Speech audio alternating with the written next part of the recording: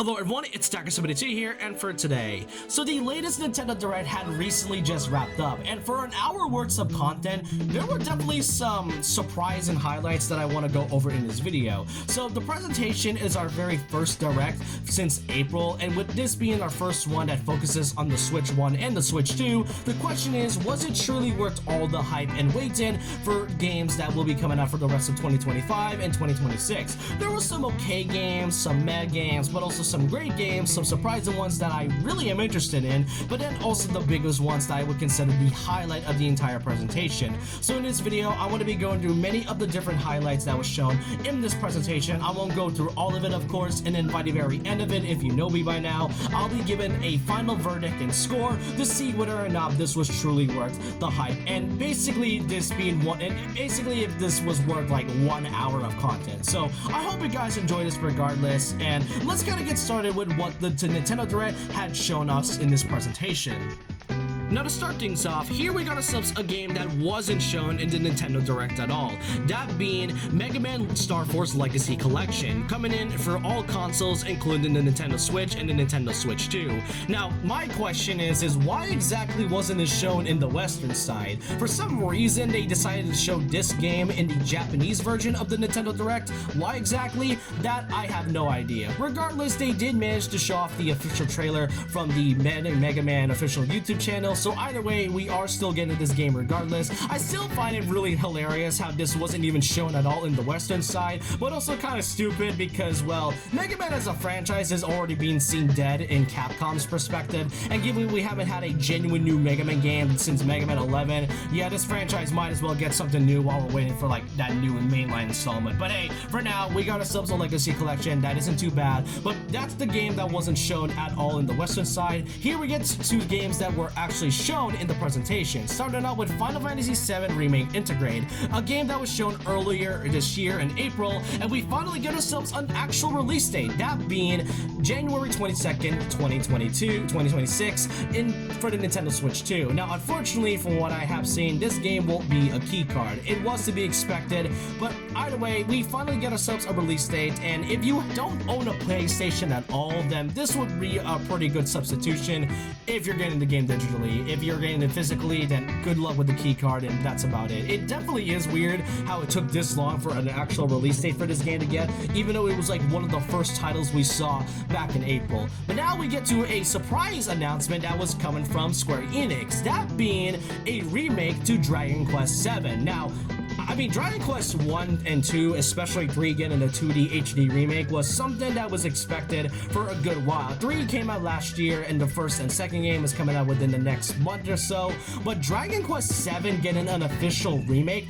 was not on my bingo card. So if you're a big fan of RPGs, then this would definitely be good for you. And not just that, as someone who really wants to play more RPGs, especially as someone who wants to play more Dragon Quest 7 feels like a great way to kind of introduce more into the franchise. And though I do find it funny how we got ourselves a remake of Dragon Quest VII before getting information on Dragon Quest 12. That game hasn't been heard in like 4 to 5 years, so I wonder what's taking them so long when making that. But yeah, Dragon Quest VII Reimagined is gonna be coming next year for the PlayStation as well as the Nintendo Switch 2, so keep that in mind for the future. Up next, we got ourselves Resident Evil franchise, that being the addition of Resident Evil 7 and 8 now coming to the Switch 2 natively, this time being known as the Gold Edition. But most notably, what was shown there was the addition of Resident Evil 9 Requiem that will be coming on the same day as the actual release with the Nintendo Switch 2. I cannot believe I managed to get all of those games right from my predictions. I mean, I managed to predict Resident Evil 9 as well as 7 and 8, so that's to be expected. After all, I mean, if we're gonna be, pushing the agenda of putting Resident Evil into the Switch 2, I guess it's a good way to put Resident Evil 9 as well as the 7 and 8. Now all there's left is the remakes to like the first 4 games, and we're pretty much set for life. Now next up, here we got ourselves a completely random announcement from Nintendo, probably if not the most Nintendo announcement thing. Virtual Boy is coming to Nintendo Switch Online and its expansion pack. No, I'm not joking. And no, I have no idea why they decided to do this. This was so random, and when I first saw it, I was genuinely laughing for a good 10 minutes because out of all the consoles or any of the handhelds they could have chosen, like the DS, the 3DS, the Wii, or even the Wii U, the Virtual Boy was one of them. And to put alongside that polarity, they decided to make a separate version of the actual Virtual Boy as a way to access the game into the Virtual Boy Classic. So this was so completely random, and I can't help but wonder why Nintendo wanted to do this to begin with. Maybe for the lads, maybe it's because they wanted to find a way to put Virtual Boy. Either way, this was the most Virtual Boy thing I could ever see from Nintendo, and I can't help whether it's feel conflicted or just to laugh at all. This will be released on February 17th of 2026, and alongside the actual Virtual Boy accessory, you will also be getting some type of cardboard that will be from the Nintendo Labo, if anyone ever remembers that. But yeah, regardless, this was such a weird announcement in my opinion.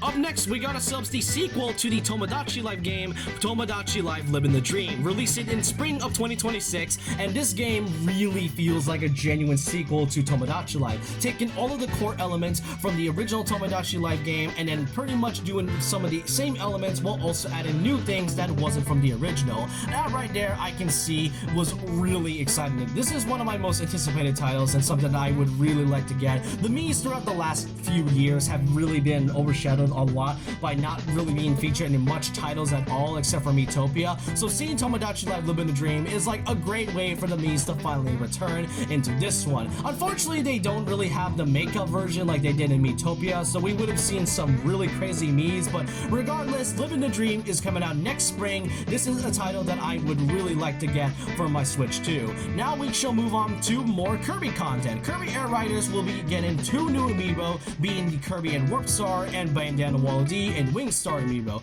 The best part of it is that these 2 amiibo can be swappable, so it's kind of similar to those removable parts like they did with Mr. Game & Watch, and I think was it Rob? I can't really recall it was Rob, but Mr. Game & Watch was definitely one of them, and we're going to be getting more amiibo later on in the process. So and this will be releasing on the same day as Kirby Air Riders, being November 20th. But then the most surprising thing about this is that Kirby Air Riders will be getting another presentation direct by Masahiro Sakurai. We don't know when it's coming, but they did say this. They did say to stay tuned in the future. So that right there, I can say, caught me off guard. I mean, we just had a presentation like last month, so I would assume Sakurai would make another presentation direct, probably within the next week or two, or probably in October. That's the best suggestion I can think of. But this really caught me off guard because out of all the things, I did not expect a second presentation that is focusing on Kirby Air Riders. That means Sakurai has a lot more to say, and I think it shows a lot. But now we shall move on to, I guess you could say, the bigger highlights of the presentation,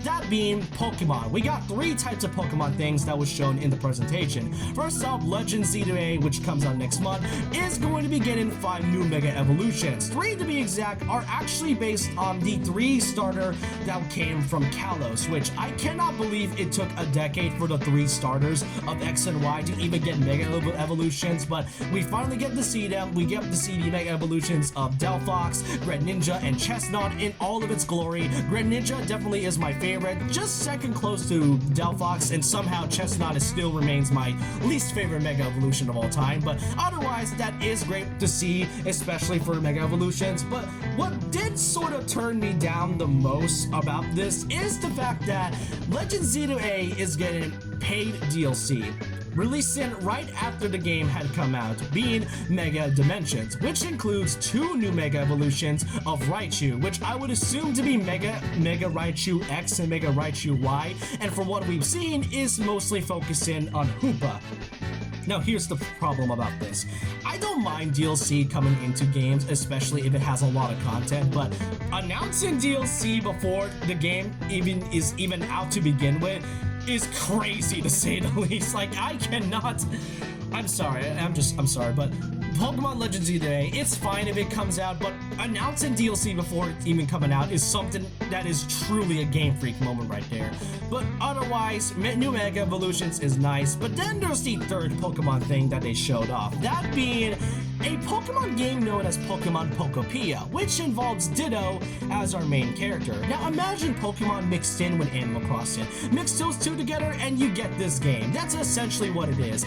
I can't tell whether this is supposed to be cursed, but at the same time, this honestly looks kind of fun to begin with. I mean, it has been a good while since Animal Crossing has any new content, and say, while we're waiting for any new Animal Crossing game in the future, we might as well have this to keep us company for a good while before, you know, any new Animal Crossing game ever gets announced. So hey, Pokemon Pokopia, well, it is very strange in concept. Execution-wise, it does look fun, but it also feels weird at the same time, if I'm gonna be honest with you myself.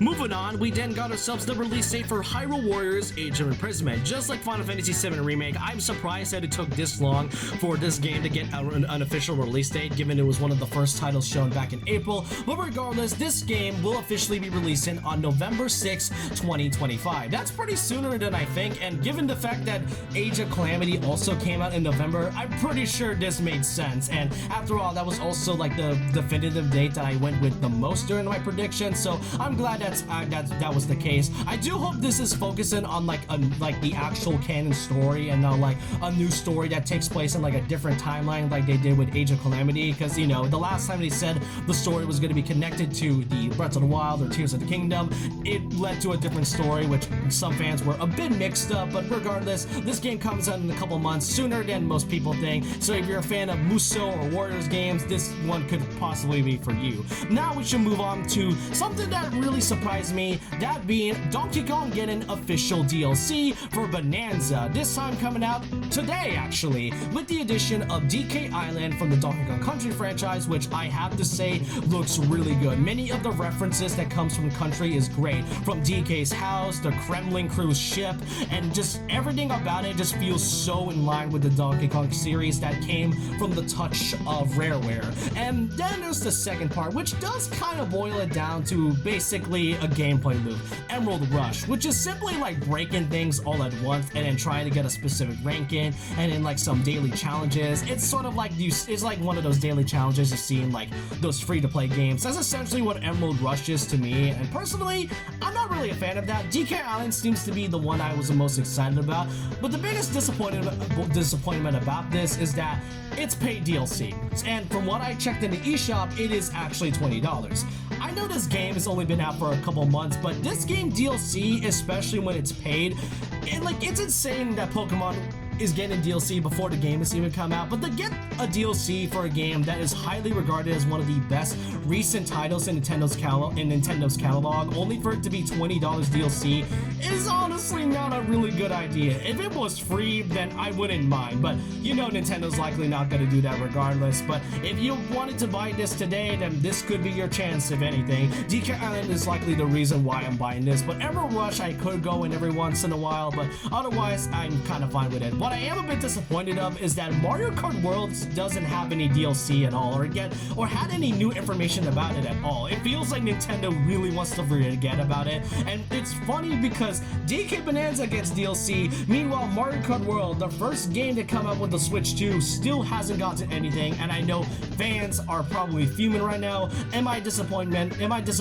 A little, but at the same time, DK Bonanza getting DLC and new additions is still a treat regardless, even if it is paid, to be honest. But now we get ourselves a brand new Fire Emblem game. This was shown at the very end of the Nintendo Direct presentation, releasing in 2026. From what we have seen, it is indeed a new Fire Emblem game with a brand new story, many elements, and obviously the same gameplay as with every other Fire Emblem title. But what did catch me interested has got to be what happened at the end of the trailer. That being a character that looks pretty similar to Sothis from Fire Emblem Three Houses, which may indicate that this new Fire Emblem game, known as Fire Emblem Fortune's Weave, is likely a brand new game that is also a sequel to Fire Emblem Three Houses, which kind of means that Fire Emblem Three Houses is getting milked again, which, hey, I don't mind. More Three Houses content is fine, and if this was really the case, that, hey, new Fire Emblem game coming 2026, that was also one of the kid games that I predicted in my prediction video, so that I am very happy about. But now we get to the game that I know a lot of fans have been waiting for, that being the long-awaited Metroid Prime 4 Beyond. We got ourselves not only brand new amiibo for the game, but also more gameplay and an official release date. And this release date is none other than December 4th, 2025, meaning that this is indeed Nintendo's big holiday release. I mean, if it was between either Kirby Air Riders or Metroid Prime 4, I'm pretty sure Metroid would have been at least the perfect way to end this year off, especially as the big holiday release. We got ourselves more gameplay of the game as well, as by showing off Samus in a motorcycle of all things, which, hey, this gives me a mix of like Akira vibes, which I'm pretty sure that's the main inspiration, and as I stated, brand new amiibo as well. On November 6th, we'll be getting 2 amiibo based on the Metroid Prime 4 version of Samus, as well as the Samus version with her bike. And coming in on the same day as the game, we got the release of the Silex amiibo, which, hey, Silex getting an amiibo was pretty great. I love the model it looks right now, and personally, Metroid as a franchise is getting all the love it deserves, and I really do hope that they finally are happy with this game finally getting a release date after all this time. But now it's time we get to the big one I was saving the most personally throughout the end, that being the 40th anniversary of the Mario franchise. The 40th anniversary was shown at the very end, at the very beginning of the presentation, but I wanted to kind of cover it at the very end since there was a lot of content they did show within like 18 to 20 minutes, and personally, as a anniversary, it's kind of mixed to me. There were some good things they showed off, but then there was some other things that did kind of have me mixed in general. Now, to start things off with the 40th anniversary, Super Mario Bros. Wonder will be getting an official Switch 2 edition in the spring of 2026, known as Meetup in Embelm Park. You know, if there was any other title that really needs a Switch 2 title, I would assume Mario Wonder would get one, but many would prefer like some type of free 4K quality update like they did with some of the other games like Mario Odyssey and Pokemon Scarlet and Violet, but